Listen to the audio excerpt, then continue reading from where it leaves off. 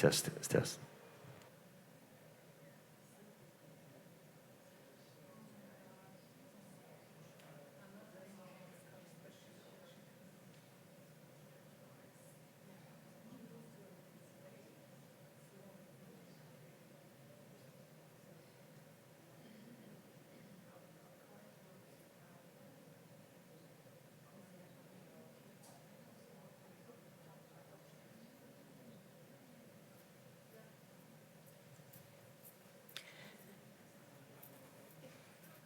Good morning, and thank you, or good afternoon, and thank you all for attending. And we would like to welcome you to an event sponsored by the Abbott Center and the Graduate Studies and the Rasmus School, the Rosenstiel School. And this morning we have Dr. Kuheli Dutt. She is from Lamont Doherty at Columbia University, and she's going to be speaking to us today on the topic racial bias awareness, power, and privilege. Let us welcome Dr. Kuheli Dutt.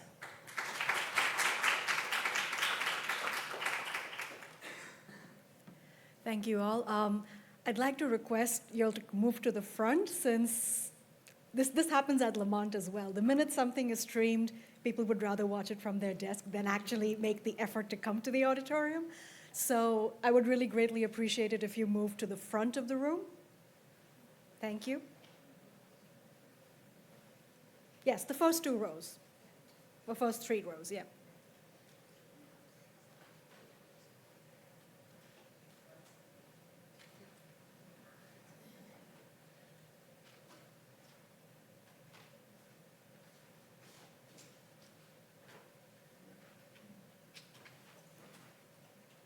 Wonderful, thank you.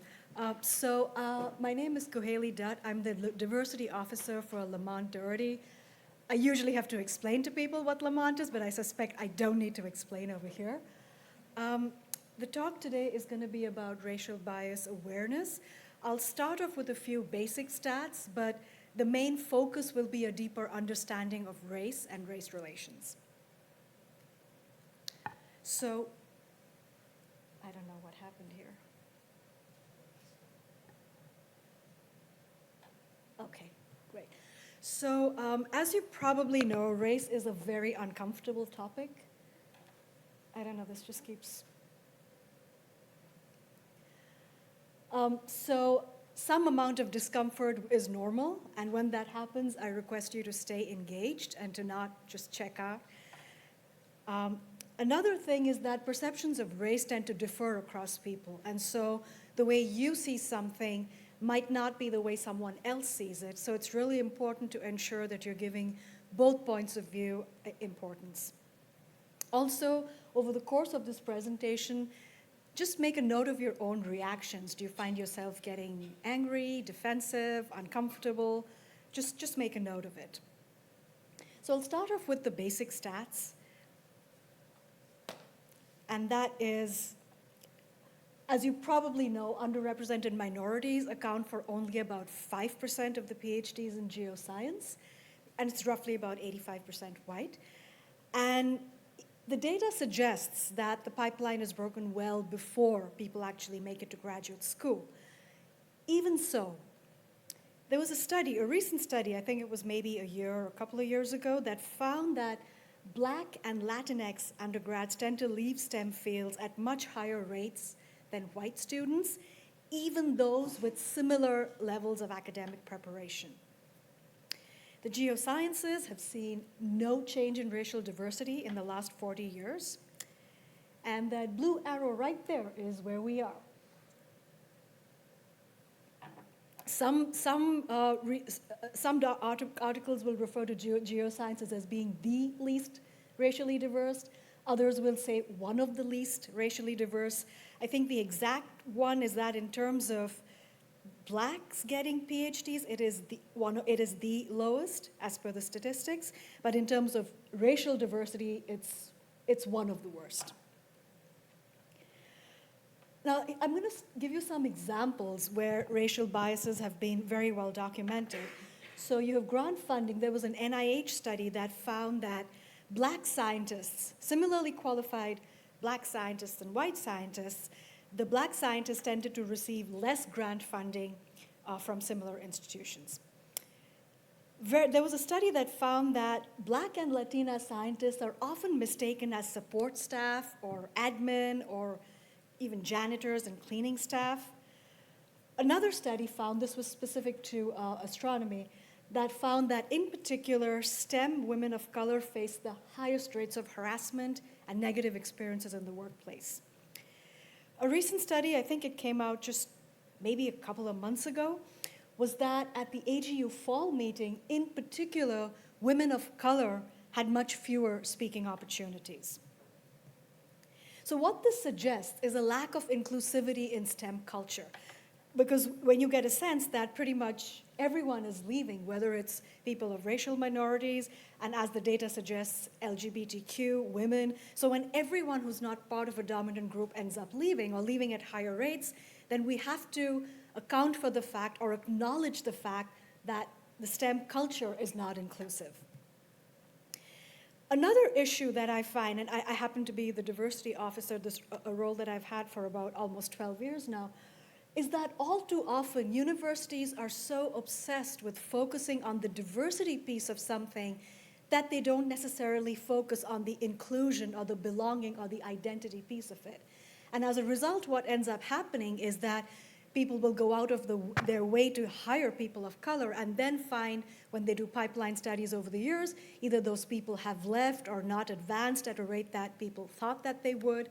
And so a key thing to note is that you can't sustain diversity unless you promote inclusion. You can't have inclusion unless you promote a sense of belonging. And there's no way you can have belonging until people feel that their core identities are valued and acknowledged. And for that to happen, you have to acknowledge people's core identities. In other words, you have to acknowledge race. So this is where there is a fundamental disconnect between people of color and white people in terms of how race is viewed. Because very often, white people have been taught, or their conditioning has been such, that they're much less likely to engage in conversations about race. Either because they're taught that it's rude, that you shouldn't talk about race, and everyone's equal, how does color matter, we're all human, which is all well-intentioned, or maybe they're just, since they've never actually experienced any kind of racial adversity, it's not something that's been on their radar. And so in both cases, whichever instance you're looking at, the issue is not so much a matter of malice as it's one of obliviousness or just not having been impacted by something. On the other hand, for people of color, race is a very integral part of their identity. That is, in fact, one of their primary identities. And so when you have a situation where the white person says, who cares what race you are, I don't see color, while it might be intended as a compliment or it might be intended in good spirit, it often comes across to a person of color as being invalidated or as being not conforming to the broader picture. The other thing you need to know, I guess we've all noticed about STEM fields, is that it tends to be very, very white dominated. And so this just merely reinforces these dominant behaviors. This lack of willingness or acknowledgement to talk about race or its importance happens on a larger scale when you have a particular group that dominates the entire field. And this is true of any field or any race. It doesn't matter which specific race we're talking about. As I'll show in a later slide, we all receive very similar social conditioning regardless of our own race. One thing I want to point out is when we talk about improving racial diversity, this is not about political correctness. Study after study after study has shown that diverse groups continuously and consistently outperform homogeneous groups. There was a study that tracked about 2.5 million scientific publications, and they found that papers that were written by ethnically diverse co-authors were much more likely to be cited in higher impact to be published in higher impact journals and cited more frequently. So actually having more diversity promotes the quality of the science that we do because it allows for a greater number of perspectives and critiques. In fact, what this particular study found was that or what they suggested was one reason why these homogeneous studies with the lack of ethnically diverse authors didn't make it to the high impact journals or be cited as frequently was perhaps that there weren't as many multiple points of view, as many critiques, and as many perspectives, which ultimately end up strengthening a piece rather than weakening it. So to reiterate, this is not about political correctness. Now we move to the substance, that is, the deeper understanding of race, racial bias, and race. And why this is important is that we need to remember that we are a part of the community, and so whatever biases and stereotypes and so on, discrimination exists in the larger society, at some level or the other, we embody those as well. And so we need to look within ourselves to be able to actually address the issue rather than pass it off as someone else's problem or as one that doesn't impact us directly. Now, to give a very basic, just to starting off in really basic terms, race, class, gender, sexual orientation, all of these happen to be social constructs. And when I say that, what I mean is I'm not trying to deny the difference between the different groups, but it's just that we as a society have assigned labels to them that give it a certain meaning that otherwise they might not have had. So for example, when we look at the clothing that we wear, there's nothing inherent to, say, a pair of pants or a skirt that says male or female. It's just that we as a society have given those labels, and that's why they've become male and female clothing. Similarly, we as a society have decided that it's important to identify or to label someone's core identity based on the gender of their intimate partner. And that's why they have to be identified a certain way. So that's what I mean when I say that these are social constructs. Not that there aren't differences, but the label and values that we assign these differences are decided by society. And what happens when there is a dominant group versus a marginalized group, or a majority group versus a minority group, depending on which terminology you prefer? What usually happens is that you don't just perceive a difference between the two groups, but you assign a value, an interpretation of negativity, of inferiority when you're comparing those groups. And so in the implicit association test, has anyone heard of the implicit association test? Okay, I see some people nodding. Yes, so at the end of the presentation, I'll give you the link, and I would encourage all of you to take it. So what these tests show is that very often, regardless of one's own race, one has a more positive association with whiteness than with blackness, or with being straight than with being LGBTQ, or with being thin compared to being fat, and so on. So there's a value judgment involved in these differences that determine the outcomes for these groups. Very often, whiteness is the baseline against which all difference is measured. And very often, and because it's the norm, it's the default norm that people view as normal, it contributes to why white people haven't necessarily had to think about race in the same way that people of color have to think about it, or have had to think about it over the course of their lives. The other thing to note about race is that it is highly arbitrary, in that the categorization tends to shift over time, and it reflects more of a social status and a social order than anything inherent to skin color. For example, at one time, Jewish people, Irish, Italians, initially all of these people, or people of these ethnicity, were viewed as other. But over time, as they became more upwardly mobile with new patterns of immigration coming in, they, quote unquote, became white. Same with people from originally of Turkish and Greek ethnicity. Initially, they were referred to as Orientals, but now we refer to them as white. And so over time, this has shifted, and we'll speak a little bit more about that later. The key thing to note is that not everyone shares the same privilege. And so while some people might share a certain type of privilege, others might not.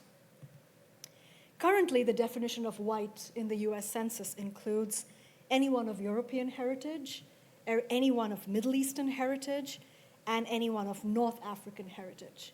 But like I said, not everyone shares the same privilege. And so when you look at the picture of these two people, who do you think has white privilege, even though the census categorized both of them as white? So that's another thing to be mindful of. Now, in the Northeast, this isn't something that everyone knows, but I imagine in a place like Miami, everyone knows this difference?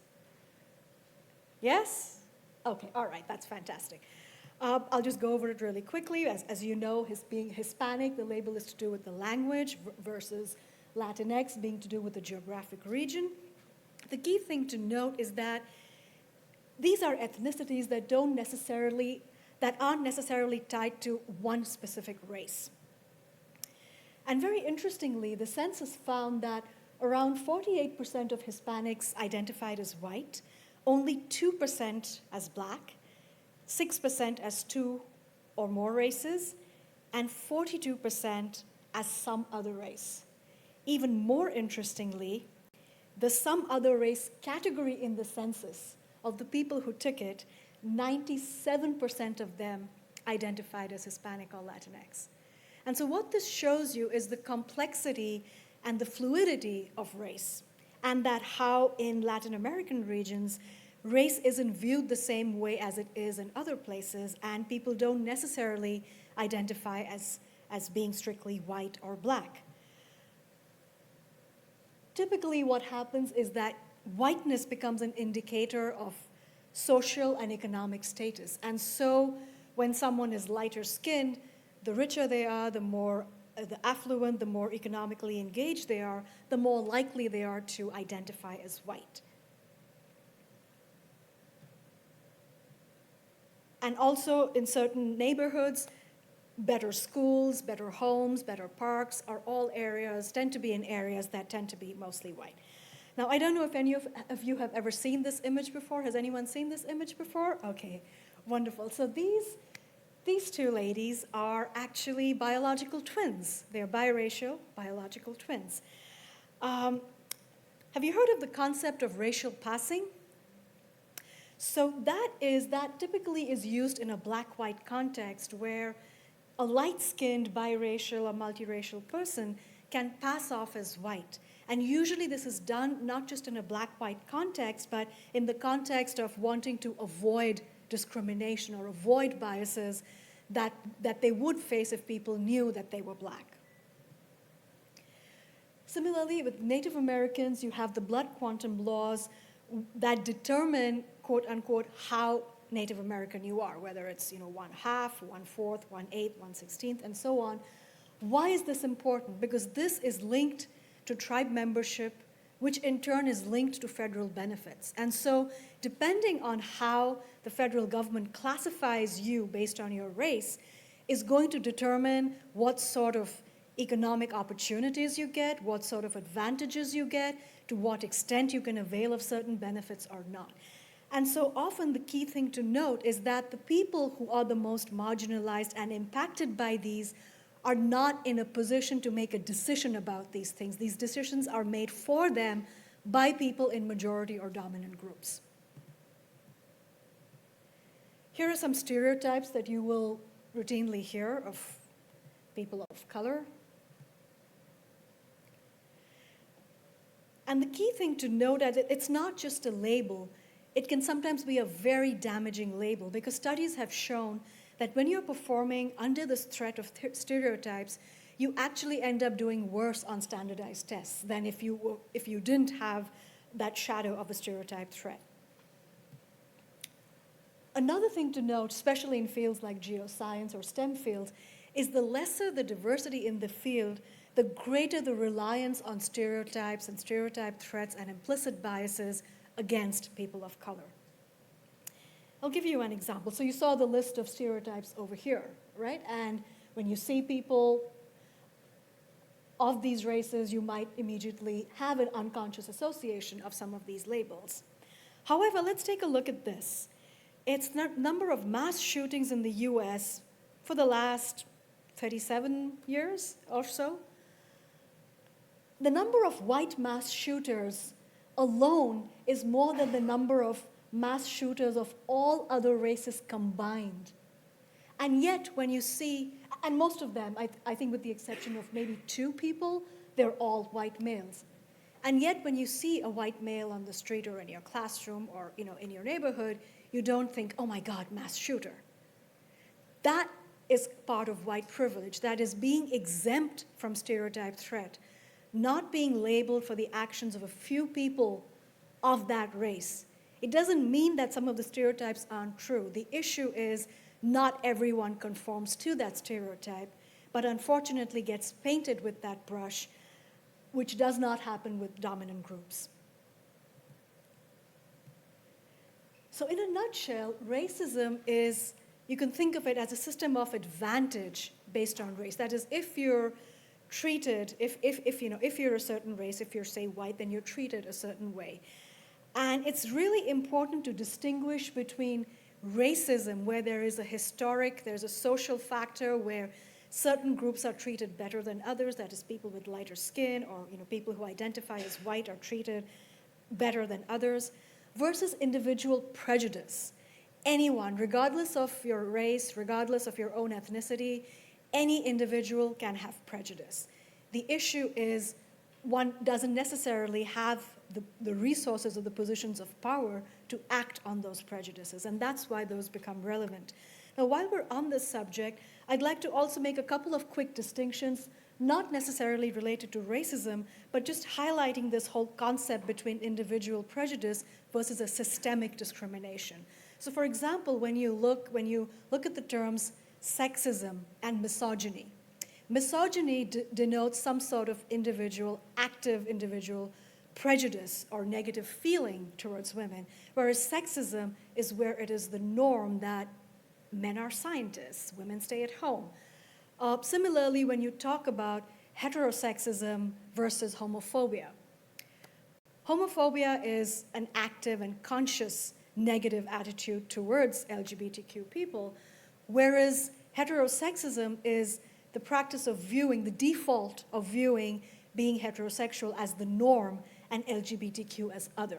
So in this context, regardless of whether it's race or whether it's gender, whether it's sexual identity, there are distinctions between what is considered the norm and therefore by default advantages certain groups versus individual prejudice that can exist among anyone regardless of what their own identity is. The implicit association test actually showed that across all groups, whether it was white people, whether it was racial minorities, all hold very similar racial prejudices. And even within groups, within a minority racial groups, there are hostilities. So one example here that I find very fascinating. Have you heard of Ijeoma Oluo? All right, she's Black, she's a queer female author. She's the author of this book, So You Want to Talk About Race. It's on my reading list at the end of the presentation. She was born and raised in Seattle, and it was a predominantly white environment that she grew up in, and she felt like she didn't really fit in. And then one day she discovered this Facebook group for people of color. And she felt like she had finally found the people that she could relate to and identify with. And then these people started hanging out. They started, having get-togethers where they spoke, where they had nice food, spoke about music and culture and politics.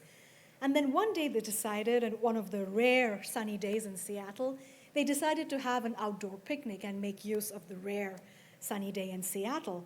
And so they had a very nice, they were enjoying themselves, having, music, wine, nice food, conversation. And then suddenly what they noticed was that a group of Black men approached them. Now, these people, the people having the picnic, are all Black. This group of Black men approached them and asked if they could join. And suddenly, these people who were in the picnic became very quiet and immediately started looking very uncomfortable. And the organizer of the picnic immediately managed oh, sure, and handed them a bottle of wine, and so those people joined. But the mood had completely changed, and it was just and everyone was conscious that the mood had changed. And what they later realized when they thought about it again is that these other Black men who had joined them, they had come across from the neighboring basketball court. And they were dressed in a certain way that they wore very loose pants coming down. They walked with a certain swagger. They spoke in a certain way that immediately made these other people having a picnic feel that they're not one of us. And so immediately there was this feeling that the people within this group who were having this picnic were of a different socioeconomic status, felt that they were more cultured, and they didn't necessarily feel that these other people conformed to that. So the point over here being that having a certain prejudice or having an unconscious reaction towards someone isn't necessarily in terms of people of one race doing it to people of another race. It can sometimes happen very much within people of the same race itself. And taking this even one step further, I remember when I was a graduate student in Boston, a lot of the I used to hang out very extensively at the International Student Office, where there were lots of programs and really nice events for international students.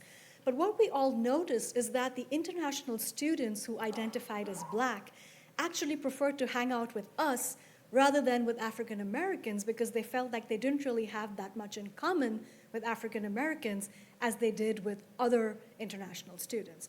And so here you have like different nuances and different situations where people of a similar race or ethnicity might behave a certain way or have certain preferences.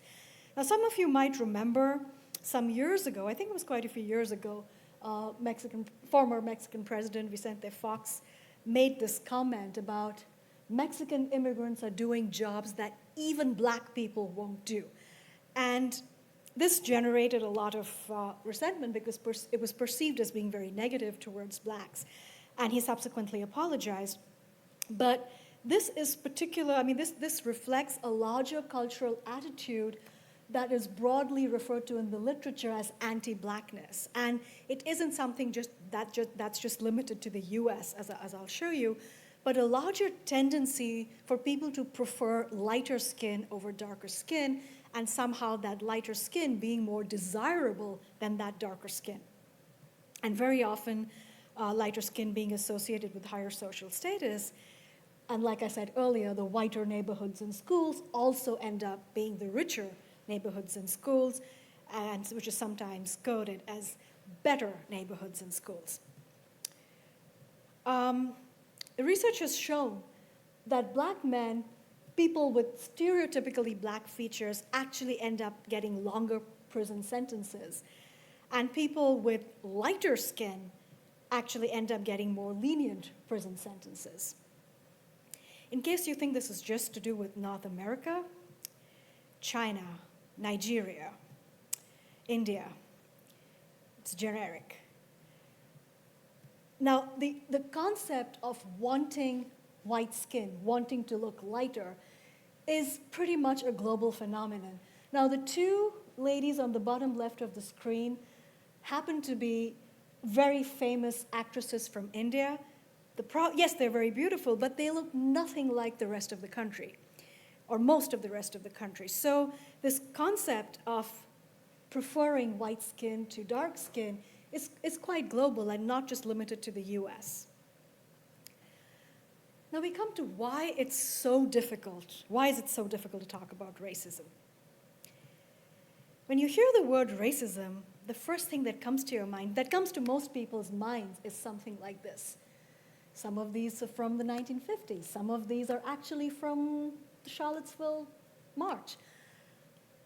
Usually when you hear the word racism, these are the images that it conjures up. And so people typically don't want to be associated or identified with supporting this. And so it's a very offensive word for many people. And it's a highly sensitive subject where people are afraid that they're either being implicated, either because of their advantage or because they haven't done something. And for many white Americans, the word racist is perhaps the ultimate insult, and it holds a lot of emotional power.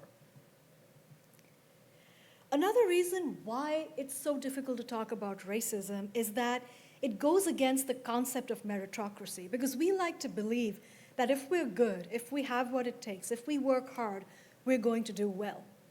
But unfortunately, that in itself is a privilege that isn't extended to everyone. For certain people, yes, of course, that's what happens.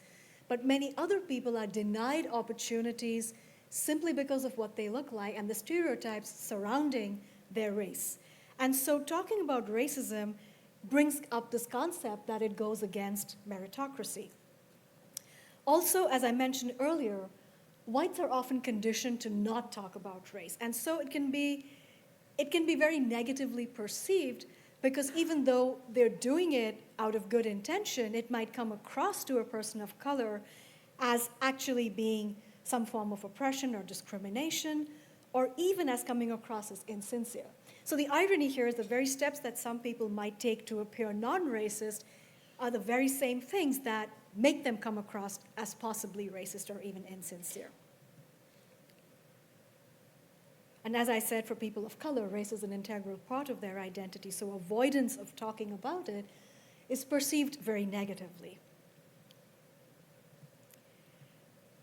Another reason why it's so difficult to talk about racism is that it's very difficult to view oneself as benefiting from a system while at the same time you view yourself as a supporter of the minorities who are being marginalized by that system. So that clash, that conflict makes it very difficult to talk about and acknowledge it because then one has to acknowledge that one is maybe experiencing certain benefits that others aren't. And these are some defensive reactions. I worked hard, I'm not racist, I have, fill in the blank friends, I treat everyone the same way. And all that might be true. I'm not suggesting that it's not. But it still hides the fact or doesn't necessarily show the fact that often whites tend to benefit from a certain system that people of color don't. When you look at one example, the Black Lives Matter versus All Lives Matter. Now, at best, this is about people being completely clueless about the realities of what people of color face. That is, people who respond to Black Lives Matter with saying, oh, all lives matter. At best, they're clueless about the realities of people of color, and at worst, either they just don't care or they actively support that sort of prejudice. And so that's what needs to be brought to light in terms of when someone responds to a Black Lives Matter with All Lives Matter, why are they doing it? If you recall in Boston, I think it was last year maybe, they had a straight pride parade. I mean, you just don't realize how, completely clear. Yes, they did. I don't know, did people not read about this or hear about this? Yeah, they had a straight pride parade. So that's part of the problem, where at best, you're so privileged that you don't get what the problem is, or at worst, when it's pointed out to you, you think, not a big deal, or well, maybe they deserve it. Something like that.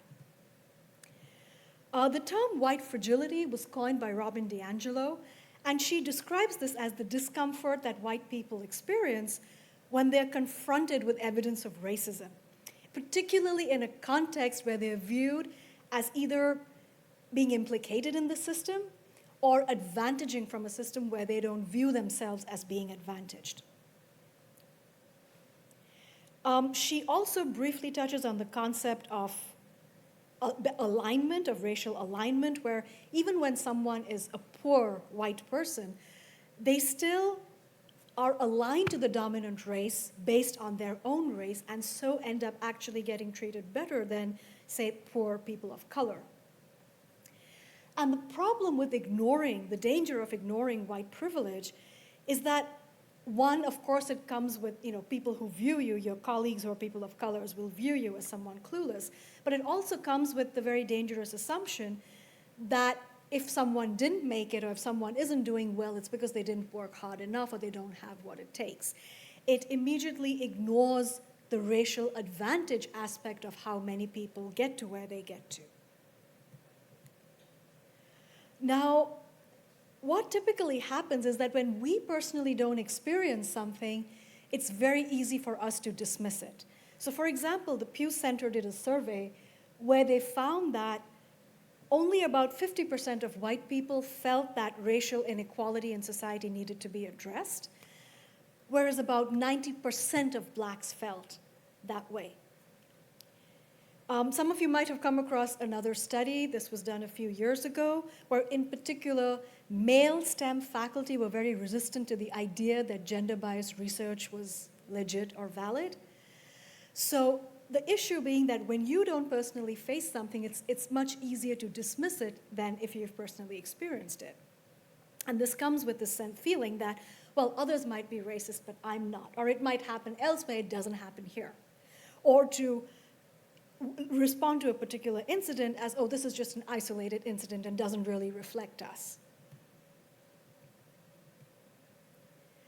Now, like I said, not all whites typically benefit equally from racism, and usually white privilege is most associated with straight, cisgender, white, Christian, usually male.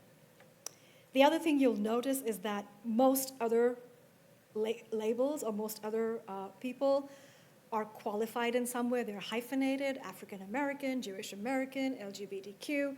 So usually it's white people, straight people, cisgender people for whom these labels don't happen.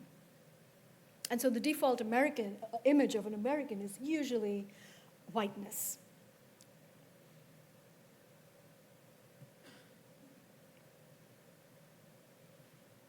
Now when we come to, now all this is just about race relations and a better understanding of how these things work. But then when you translate all of this into a power dynamic context, there is the concept of a dominant group and a marginalized group. And like I said, the dominant group is usually white, male, cisgender, heterosexual, able-bodied, affluent. What usually ends up happening is that they tend to control the resources, they tend to be in positions of power, they tend to control the allocation of those resources. And why this is particularly important is that affinity bias is extremely powerful. Does anyone know what affinity bias is? It's the tendency to prefer people like ourselves. We all have it. It's part of our natural survival instinct. We actually have it from the day we are born. I mean, it's why babies cry when they see people of a different race. I mean, there was a study that found that babies as young as 6 months old showed a preference for people of their own race. Affinity bias is also why, as part of our natural survival instinct, it's much easier for us to be able to distinguish between faces of people of our own race than faces of people of another race. So contrary to popular belief, it's not just white people who do this, everyone does it. But when you have a situation that is dominated by a particular group, it's just that those instances become a lot more visible. So affinity bias, again, what it does is it serves to reinforce and perpetuate the dominant culture, because when you're in a position of leadership, you tend to see merit in people who most resemble you. And when I say I don't mean you individually, I mean the general you. We tend to see merit in people who resemble us, who do the sort of work that we do, who look like us. And so when you already have a particular group that's dominating the top, that's dominating all the leadership positions, all the high-level positions, all the full professor positions, there is a very high likelihood that the new people being recruited into these positions will look exactly like the people in those positions of power. So in other words, affinity bias serves to reinforce and further perpetuate the dominant culture. There was this college president's survey where 81% of the college presidents rated race relations on their own campuses as good or excellent. But when they were asked what they thought of race relations among college campuses in the US in general, only 25% of them said it was good or excellent. So in other words, they all believed that their college was better than the others, and the bad things that happened in other colleges somehow did not happen in theirs. Other than being amusing, of course, the problem here is that when you have a particular group, say overwhelmingly white and predominantly male university leadership that we have in the US, the people who don't actually experience these biases themselves are the ones who have the power to define the narrative, to define the racial narrative, and to decide what counts as racism and what doesn't, or to decide where to allocate resources and where not to. So it isn't just about, being amusing when you think that, oh, others are racist, but I'm not, or other campuses are racist and mine aren't.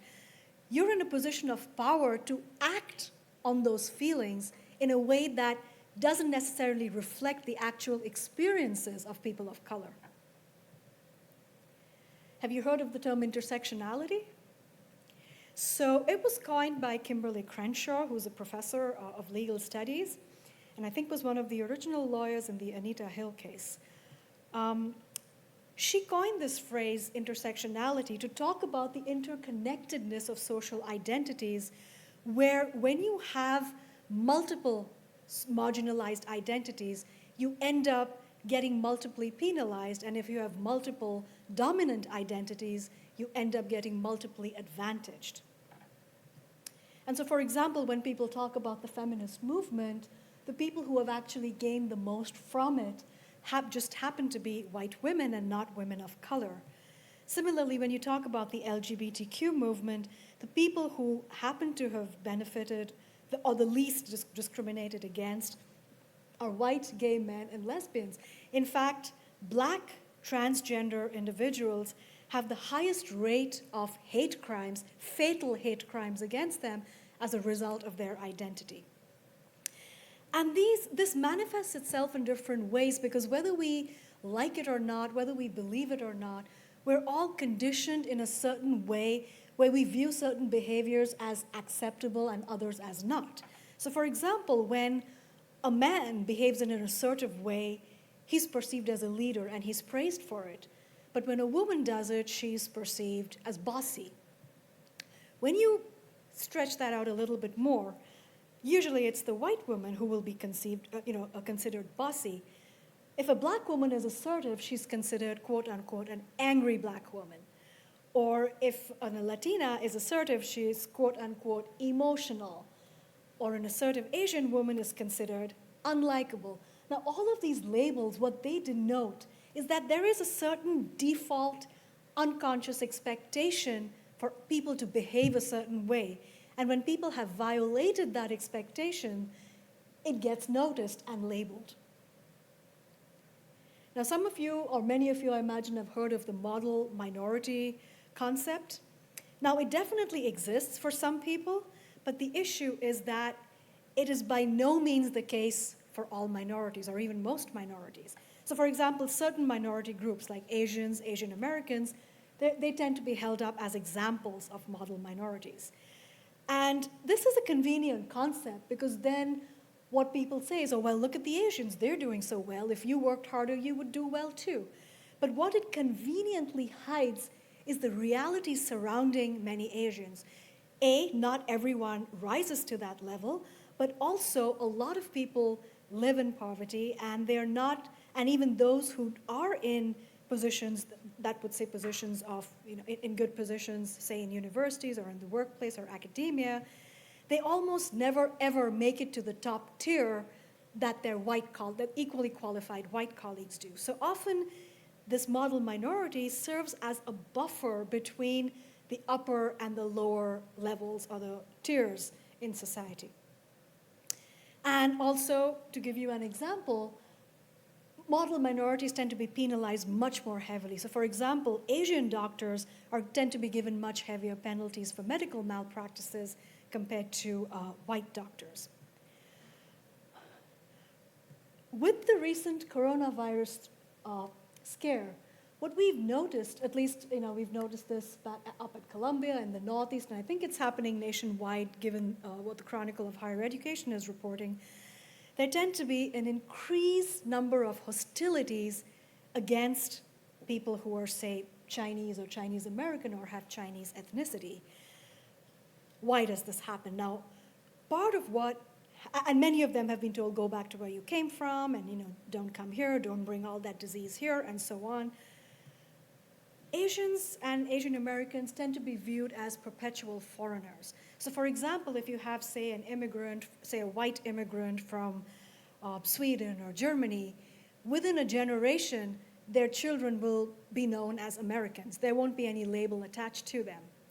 But when an Asian person immigrates, their children and grandchildren and great-grandchildren will always be known as Asian Americans rather than Americans. So that's a certain default underlying behavior in terms of what is American and what is not.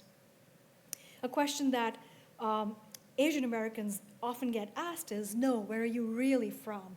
Including people who have been born and raised in this country.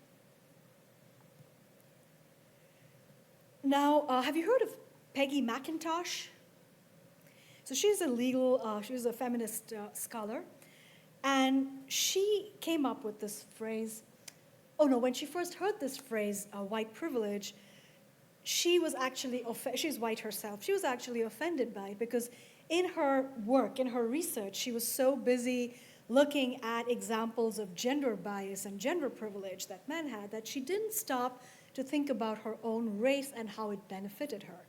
And over time, she started making a note just of the things she experienced in her day-to-day life. And these are some examples. She can go shopping and not be followed. She can see people of her race represented on pretty much any television or newspaper, magazine. National heritage is because of people like her, of her race. No financial, discrimination. Usually people in leadership positions are people of her own race. She can get a job without people suspecting that she got it for other reasons. And so, I think her original list had something like 40 such bullet points. This is just an example, but this is an example of the way race is so deeply embedded in the society around us that we don't always stop to think of it in a certain way unless we're being discriminated or have some adverse experience in some way. So like I said, the implicit association test showed that all racial groups had a positive association with whiteness. So it wasn't just white people who had a positive association. And one example of a positive association is that people, and this is just one, there are others, people were much more likely to associate black faces with weapons and violence compared to white faces. Or people were more likely to show a preference for the straight hair that white people have compared to thick, kinky, or curly hair that ethnic people have. So these are some examples. And it's important, and like I said, we're all conditioned in similar ways, and not ever having a negative experience related to your own race is an example of racial privilege. And the other thing that I'd like to encourage all of you to do is to think of racism as a spectrum rather than a binary. So it's not that you're racist or not racist, but along the spectrum, how aware are you and how much of a racist are you or your colleagues? And like I said, it's part of our affinity bias, it's part of our natural survival instinct. We tend to gravitate towards people of our own kind.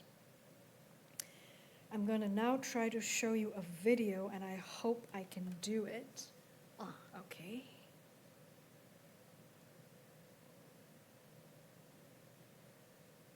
When somebody tells me that they don't see race, I say, that's fine. You can choose not to see the sky, but it exists. I'm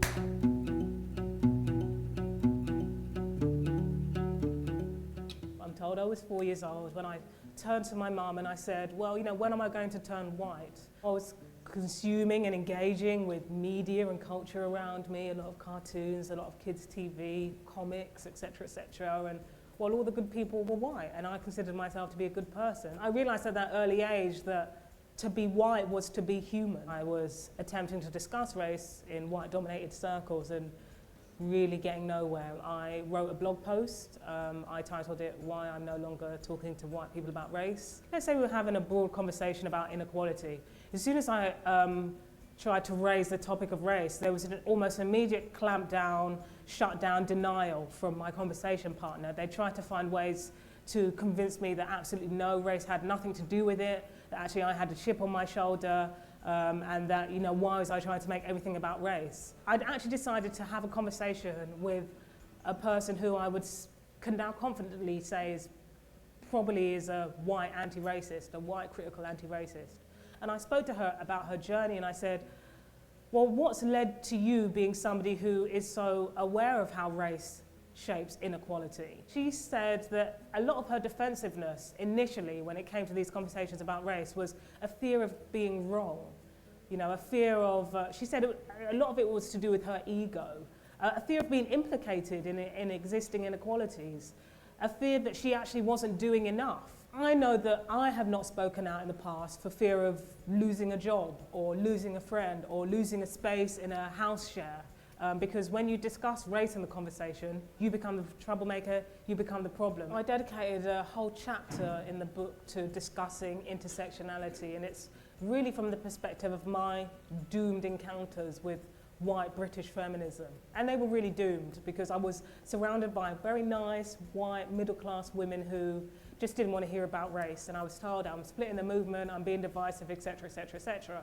And that was really a galling time for me because I don't really have the option of separating these two issues. Okay, I'm going to try to get it back. Sorry, I'm not the most tech savvy. Okay. Okay, so when we have conversations about race, one thing we need to remember is that whiteness is usually the baseline against which all difference is measured. So whether you're a white person or a person of color having a conversation about race, this is something that we all need to keep in mind. And very often, the dominant perspective happens to be the white perspective. And with that comes the assumption that whites get to decide what is or is not racist. And if you're having this conversation with a person of color, then I would encourage you to suspend this particular notion because there's another concept that is referred to in the research as white comfort. And what this means when they talk about white comfort is that there is an expectation that white people have, at least that's what the term denotes, that when they're talking about race, they're entitled to expect comfort, or rather entitled to not have to experience any discomfort. And why this ends up causing problems or causing issues, especially in white-dominated fields like geoscience or STEM fields, is that the very people who don't necessarily experience that type of racism or experience racism are also the ones who expect that they should not experience any discomfort in the discussion of racism. And so when you have a conversation with someone, just be mindful of this.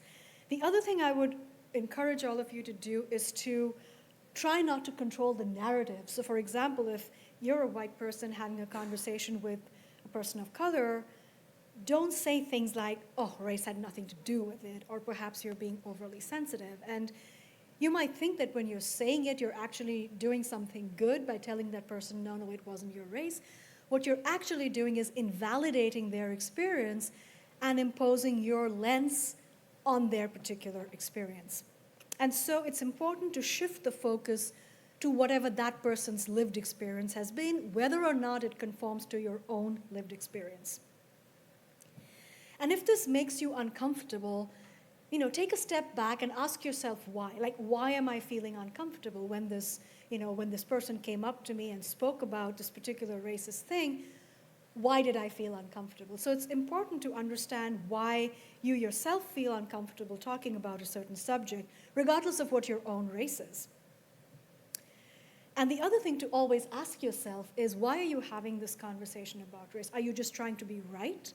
Or are you trying to learn more and just make things better? The other thing to keep in mind, unfortunately, there is no such thing as a manual on race. There isn't something that you can just write up and say, well, if everyone reads this, they're going to be fine. No. In the same way that when you study your science, you don't have a generic manual on that and you read it and everyone can become an oceanographer or a seismologist, it takes effort, it takes understanding, it takes customizing something to your own situation. And if we truly want to transform the geosciences into becoming more racially diverse, We need to adopt that exact same approach when we're talking about race. Now, there is another video that I hope I'm going to be able to do.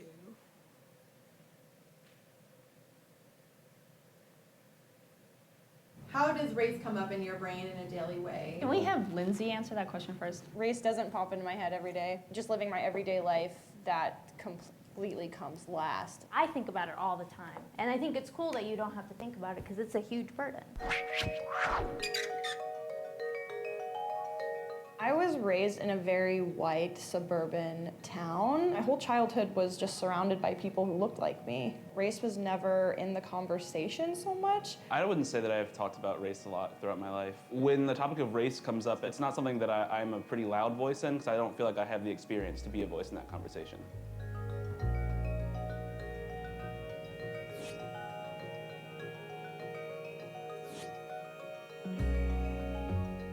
I'm gonna try hard not to be quiet, but I'll be dealing with people who just have, I guess, a closer connection to the issues. I feel like I was very privileged growing up, and I don't know what it feels like to be discriminated against. I don't really almost have the right to talk about it.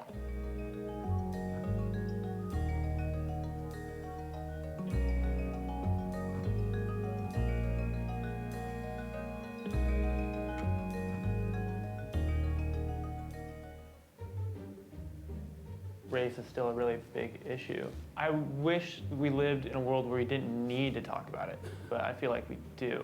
I agree with you, Derek. Can't we all just be people? But I know that that's not real. To say like, oh, like I'm a good white ally, I feel like inherently is like, that makes me feel uneasy. I'm also a little uncomfortable with the term white ally. I feel like it's very separating. Personally, I don't feel like I have anything to contribute all of the time to discussions on Facebook or like social media, so I stay absent from them. A big, important part of being an ally is being a listener. This conversation is definitely tricky. The fact that it's just hard to talk about just shows that we all need to get really comfortable talking about race. I feel like I was super comfortable. We were all kind of coming from the same place, both racially, but also opinion-wise. For the most part, we had the same line of opinion. There's always a degree of awkwardness, I think, when it comes to talking about race. Just a white guilt thing that we have to deal with. I felt comfortable expressing myself. It was fine. First of all, gotta have diverse friends because someone has to talk to the cops. Definitely. That's number one. Yeah. Do you think that when people see you, the first thing they see is your blackness? Yeah. I always think about how that is the first thing people. Yeah, but I love that. The definition of like what black is it's a whole nother conversation. I'm not typically a black American. My family's from the Caribbean, so it's totally different upbringing. I made something that was made by an Asian American woman, and that means something. Josh, do you feel that? I was wondering if like white people feel that same way. Like, do you hold that like whatever you do here? You do as a white man, yeah. Not at all. Right, No. and that's like the difference, I think. Going beyond like just the loud and the violence that is being shown, this is the conversation that should be happening on TV. When I was growing up, I didn't care. Like, I can talk to you guys and totally, care because I know you and I hear your stories, Definitely. but I was not surrounded by that whatsoever to even think about protesting for someone that I don't And it goes. never met even Which is before. definitely very fair. Like, it's, definitely very fair. Yeah. Yeah, because of all the oppression you had as someone of color, you always feel like I have to do something so the future can get better. I think what occurred to me with the second conversation is that's the conversation we need to be having. The second conversation, I definitely did more listening than talking. I think it's really important coming from a white male perspective to be doing more listening than talking. I didn't feel as awkward as I thought I would in the second conversation. I almost felt better. I could actually hear everyone else's viewpoints and understand from the other side the issues. Coming from a place, someone who hasn't had a lot of conversations about race, I think it was natural to be a little nervous, but the conversation was great. I think they were really understanding with the fact that I grew up a certain way. I felt like what I had to offer was accepted by others. I think knowing now that people of different races care about my white, opinion, I feel like I can be in other conversations. I feel like this was the first step to actually being a part of this big conversation. It can't just be a conversation within people of color. There needs to be white people in the conversation. I appreciated the fact that Josh and Lindsay were part of the conversation. I learned some really eye-opening things. Now that I've just kind of dipped my toes in this candid conversation about race, it's totally something I'd be interested in taking part in again. I don't feel as scared. I feel like I can connect to people that aren't like me. It's just important to come together and be a part of that conversation. Listen, have empathy, try to find a way how you can try to change it from your personal point of view. That's pretty much it. Don't be scared. Step forward and just talk. That's the first step.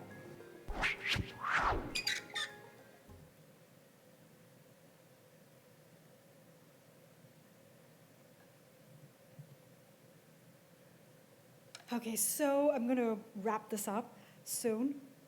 So one thing to keep in mind is that, as you saw from these conversations, they're very helpful and they're important.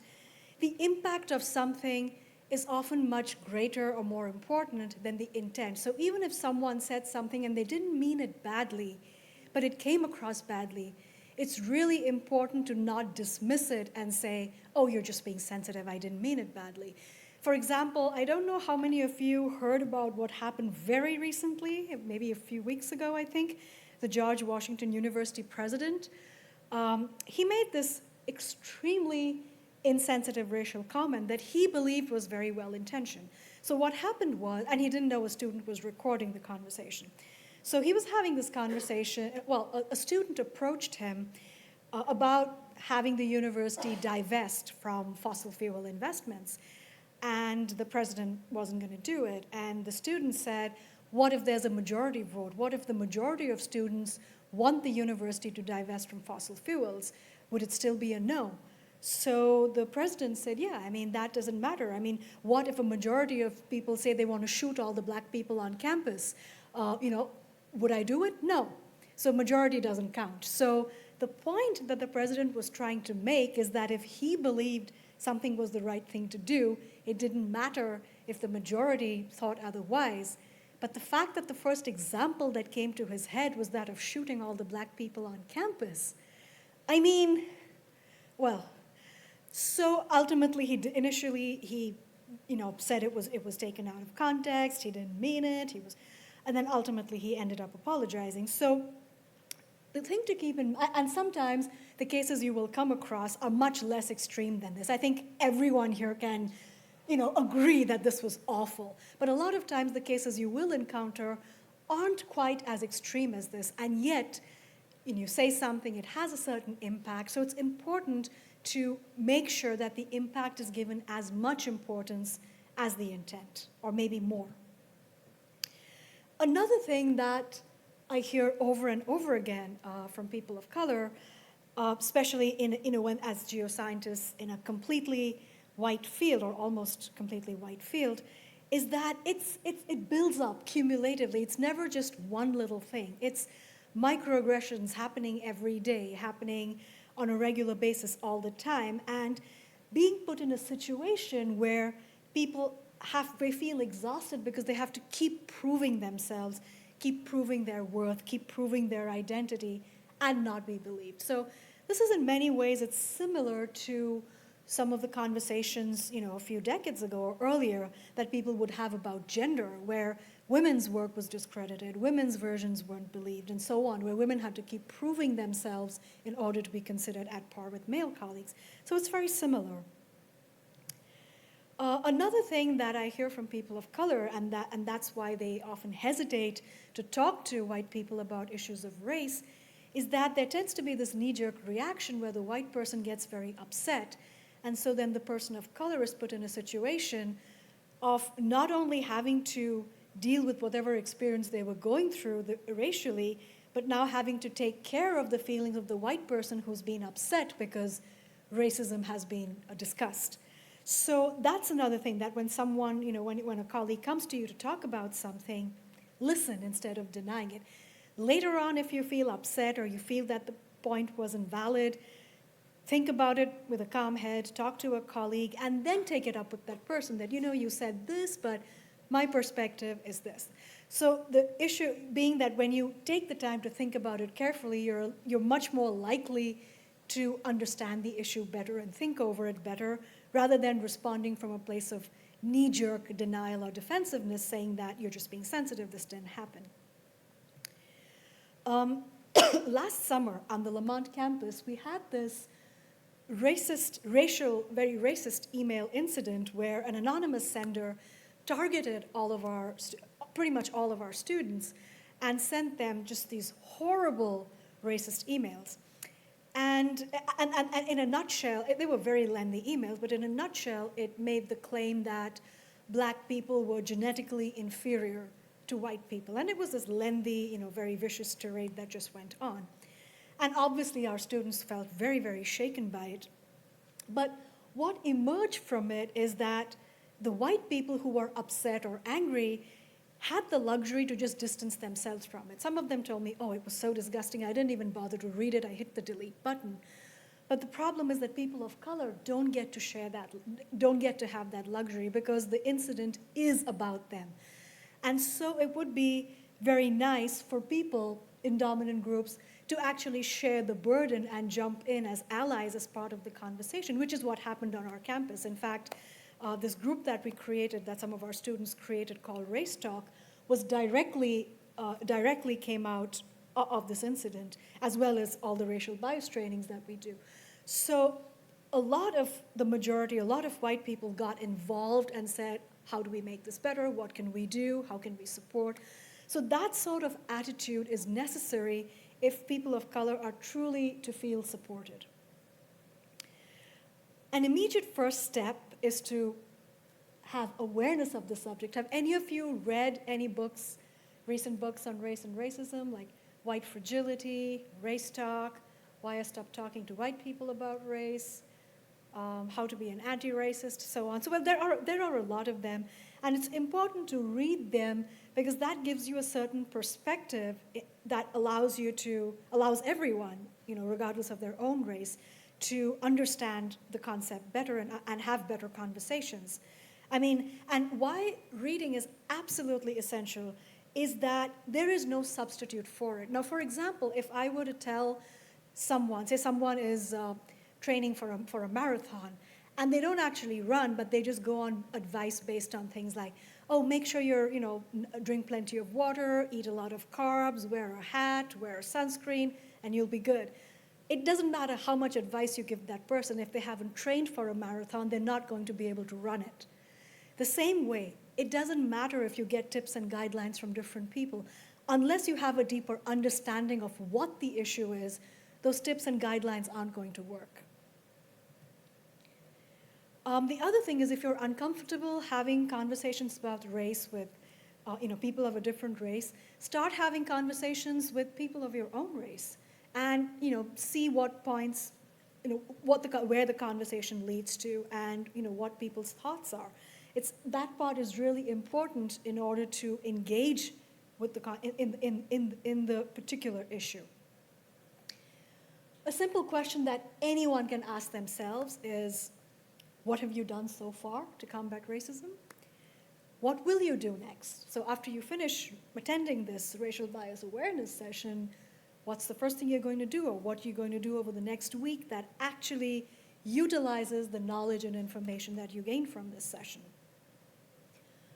One suggestion I have, and I don't know how your group works over here, but devote some sort of a monthly coffee hour to discussing race. Now, it could be part of your regular group meetings or your staff meeting or a class discussion, whatever format suits you. It should be an ongoing conversation, not just relegated to a diversity speaker coming in once a year and talking about it. It has to be internalized. It has to become a part of the institution in the same way that other conversations are. Also important to, what can you do to promote awareness on racial bias? The other thing that I encourage you to do is to not put people of color on the spot. Just like there's no single white opinion on the matter of race, there's no single Black or Latinx or Asian opinion. Each person has their own lived experience, and it's really important to view them as individuals rather than speaking for their entire race. That's another reason why people of color hesitate to talk about race, because they feel like they're being put on the spot and being asked to speak for everyone. One thing that I like to do is I try to introduce a book chapter or an article and then just ask people what their thoughts about it are. It's a more neutral, when I say neutral, I mean the subject of racism is still sensitive, but it's a less personal way. So you're not putting someone on the spot by asking them, what was your experience on this? And we need to acknowledge that this is going to be uncomfortable, especially when you start out. If you've lived your whole life never talking about race or never talking about race to people of another race, this is going to feel really, really uncomfortable. But it's really, and if you're familiar with the literature on racial bias awareness, discomfort is essential for growth. Without being pushed out of that comfort zone, you're not really ever going to learn how to handle these conversations and these situations. And just, what can the institution do? So, for example, at Lamont, we're doing it not just in terms of what can each individual do, but what can Lamont as a whole do to promote these sorts of dialogues on race. I would recommend that you go through, obviously you won't be able to read all of them, but I would recommend, if there's only one that you're going to read, I would go with Blind Spot by Mazarin Banaji, because that isn't specific to race. That talks about all kinds of implicit bias, including racial bias. I would also very strongly encourage that you read White Fragility by Robin DiAngelo. It's not a very long book. It's not lengthy. It's a relatively short read. But she, being a white person herself, frames it in a way that white people can relate to in many ways. But a lot of the others are important. The White Privilege chapter by Peggy McIntosh is actually just, I think, 4 or 5 pages, and so that's a very easy, very quick lunchtime read. For those of you who haven't taken this implicit association test, please take it. It's run out of Harvard. It's actually done by the same author who wrote Blind Spot. It's her team. And what they look at is they look at all kinds of implicit associations. So it's race, gender, religion, nationality, profession, just all kinds of things. You can choose which ones you want. They have a whole list of them, so you can choose which ones you want. But just make sure you take it. And equally important, when you get the results, don't say the test is flawed. Because, no, I'm serious. Most of the time, because we like to believe, all of us, we're human, regardless of our own race or ethnicity, we all like to believe that we're unbiased and we're objective and we're fair and equitable and so on. And then we go and take a test like this, which shows us that our unconscious associations actually conform to the certain societal conditioning that we all receive. And so it's important to, acknowledge that. And it doesn't matter, so you can take as many practice tests as you want. It usually doesn't change the outcome. You can take it first or last, it still doesn't change the outcome. So that's the important thing that we need to keep in mind, because one of the most common results of this test is that that all of us are more likely to identify certain careers, such as science, as being more closely associated with male, and certain other careers like liberal arts or professions being more closely associated with female. Or when we're in a situation where we have to choose like who's going to work and who's staying at home, most of us will have the association of the man going to work and the woman staying at home. So all of us do this regardless of our own race and gender, and it doesn't mean that we're bad people. It just means we've received societal conditioning and we've absorbed it. So on that note, thank you.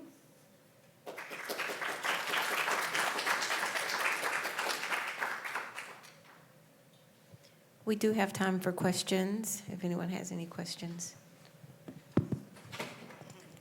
Okay, I don't have a question. I just want to say thank you. This was a very thorough talk on race and privilege, and thank you for doing this.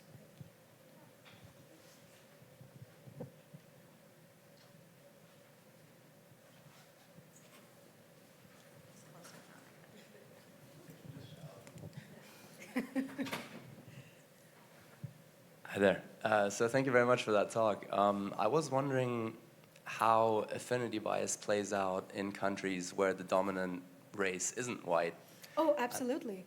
So for example, I'm originally from India. We don't have a race problem there. We have a caste problem there. And it plays out, if you replace the word caste with race, everything that you see in the US with race, you see in India with caste. I mean, so it's just that every country, every tradition, every region has its own version of a dominant group versus a marginalized group.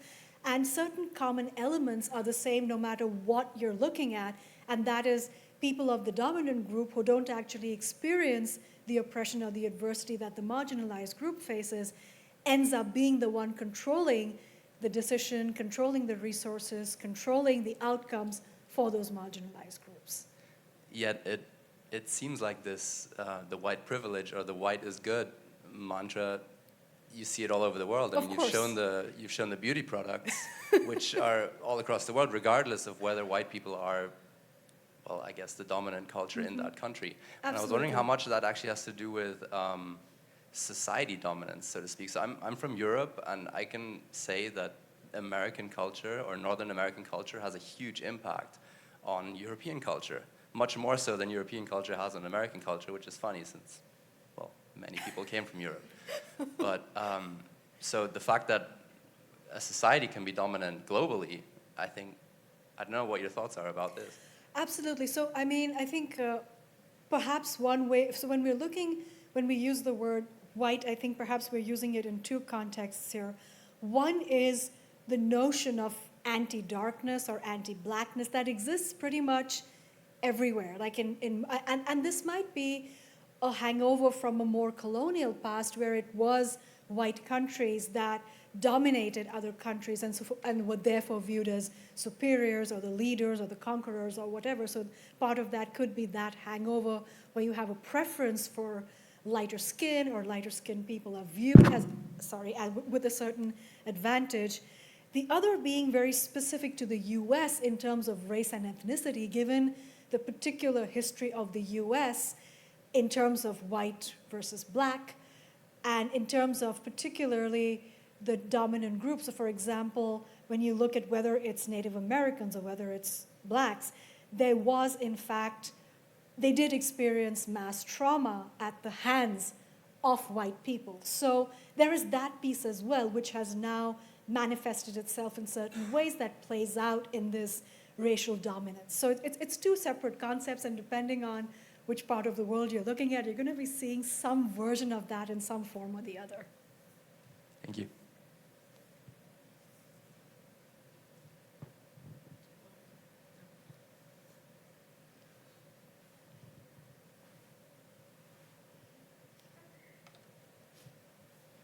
Thank you for coming and giving the talk. I wanted to know if you had advice for, as a woman and a woman of color, when you're navigating these environments, how do you not be angry all the time or sad all the time? To be very honest, that was the primary motivation behind my recent Nature Geoscience piece, because what I realized is that there is this huge fundamental disconnect between the way white people see race and the way people of color see it and actually feel impacted by it. And that this disconnect needed to be really addressed, because on the one hand, from these very same people of color and from others, I hear these glowing accounts of what wonderful professors or supervisors or mentors certain people are. And then by the same token, there is this feeling of, I don't quite fit in. If I talk about race, it's going to upset people. Yet I carry all this anger and indignation with me because of everything that I'm subjected to every single day that my white colleagues are not. And I think my suggestion would be to start having more conversations about it. I mean, as a start, maybe have conversations with people of a similar race, but then ultimately approach your department and your division to have a divisional or departmental coffee hour solely to discuss race or something. Because, one thing I keep saying over and over again is that you can't address a problem if people don't believe that one exists. And unless you're willing to talk about it, no one's going to really acknowledge that it's a problem, because these very same, very nice white people who are these stellar mentors and supervisors and guides for various people often literally have no idea what these people of color have been going through in these very white-dominated environments. And I think having this conversation is really, really important. In fact, I was astounded by the number of emails I got to that piece of mine where, regardless of whether it was a white person or a person of color, they said that, based on this, I approach my division and we're going to have a discussion based on this. And so it's really important to start those conversations.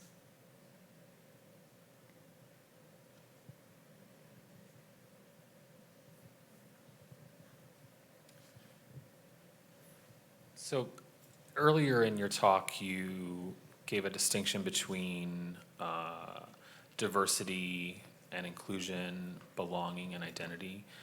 Can you say a little bit more if your university is doing more on the identity piece, or at least moving further into that direction? Yeah, I can only speak for Lamont. It's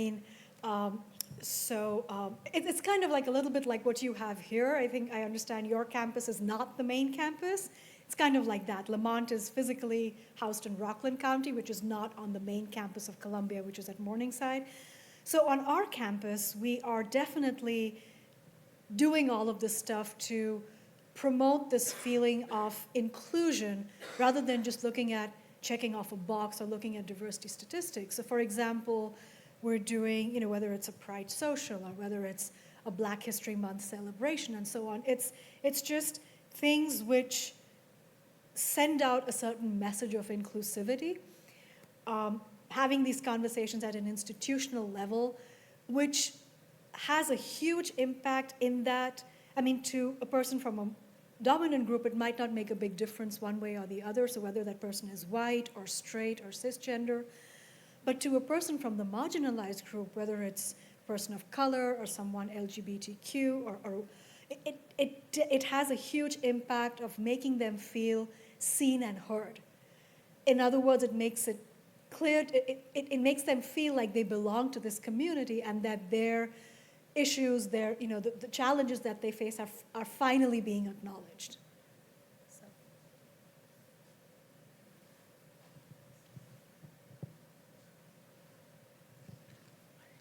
Yes, good afternoon. Thank you. That was a very comprehensive and very thorough presentation. Question I have for you is that you mentioned and alluded to a lot of these different biases. Some fundamental attribution error, self-serving bias, and the like. What are some strategies that you can recommend for us to steer away from subscribing or engaging in those biases? Like I said, one of the first things one needs to do is educate themselves on the issue, because our default assumptions about ourselves tend to be much more flattering than we really are. And so we all like to believe we are a certain way. So the first thing to do is to take ownership to better understanding our role in perpetuating a lot of these biases in society. The other is to be able to engage allies, to be able to talk to departmental leadership about it, because ultimately it's the leadership that controls the power over things like who gets hired, who gets paid how much, who gets what resources. And so it's not enough to just have this conversation at a junior level or just a group level. These messages need to translate to people at the very top who usually have the least amount of time to pay attention to these things. And so we have to take it on ourselves to make sure that we do this. So for example, Lamont is part of the Earth Institute, which is this broad umbrella organization that houses any unit that does earth science. And one of the things I do is have a bias training for the leaders of the Earth Institute. And the director of the Earth Institute himself makes it a point to not only attend, but ask other leaders to attend. So when, the big boss himself is doing it, then you can't exactly say no. But it requires that kind of commitment and that kind of leadership to ensure that these people attend. The other ironic thing is that as soon as these people attend this session, suddenly I'm flooded with emails asking, can you please come and do this session at my unit? Because when they arrived, they didn't think it was going to be that useful, so they showed up maybe because the boss told them to show up, but then later they said, we want to share this with all of our units. And so the result of that being, following that one session, at least 7 or 8 other sessions happen specific to individual units. And so it's really important to engage with each other, but make sure there's a channel that you engage with the leadership who can actually do something about it. So I have a question. I wonder if you have any advice. Recently, for example, I was involved in a conversation with a postdoc, and she wanted to meet with some women faculty to talk, in this case, not about race, but about gender in physical sciences. And, you know, it can be very difficult to have those kind of conversations because you want women and you want, you know, people of color and so on, you want them engaged to bring them into science, to diversify. At the same time, you've had the experiences over the 25 years and, you know, as you say, all those microaggressions and the anger and, you know, things that are real.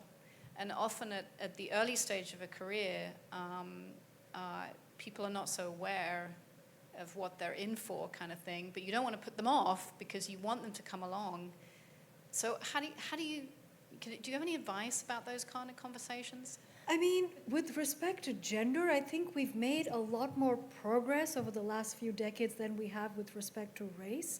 So for example, even at Lamont, when my position was first created about 12 years ago, I think straight after the postdoc level, where it's generally almost gender balanced, it plummeted to something like 17 or 18% female at the assistant research professor level.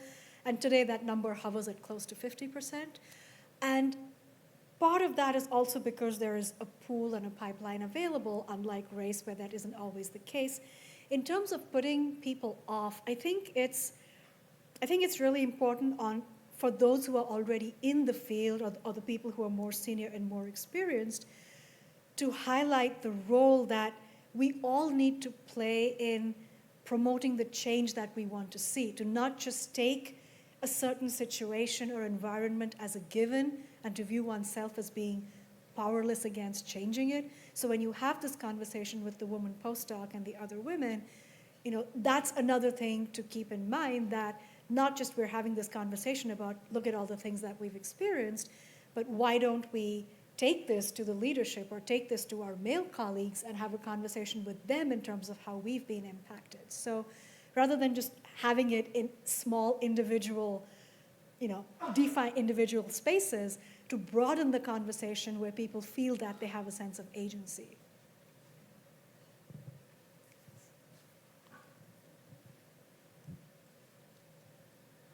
So we all live in this world of looking for scholarly success and competition. And you put an example which I think was quite compelling about how diversity can help you with that. Are there any other examples that we can use to promote and convince people that going that way is actually worth their effort, that it's not just about just coming, you know, for an hour one day and then keep on going the same way for the next 2 months and trying to publish and get grants? Are there any other examples that we can? Yeah, I mean, there's actually a lot of research on diversity, specifically the part that shows diverse groups, diverse teams definitely outperform homogeneous groups and teams. So I think it's just a matter of ensuring, I mean, this was just a couple of examples, but I think it's a matter of making sure that people are familiar with that literature and have actually seen that this is indeed the case. And another thing also is that I would encourage, I mean, everyone to ensure that, you know, when people make comments like, we shouldn't look at race or gender, we should just look at merit, the implication there being that if you're looking at race or gender, you're somehow compromising on merit. And that already speaks to a certain privilege, and it's important to point out that merit is not an objective concept. It's a highly subjective concept in the eyes of the person who's deciding what to value or who to hire or what to publish. And so just ensuring that people know that merit, what you consider merit, is based on your own experience rather than an objective standard is really important for people to realize that. Otherwise, they're going to keep thinking there's a trade-off between diversity and excellence.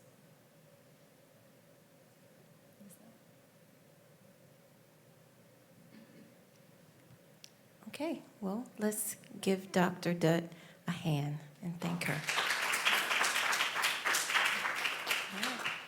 Thank you all for coming.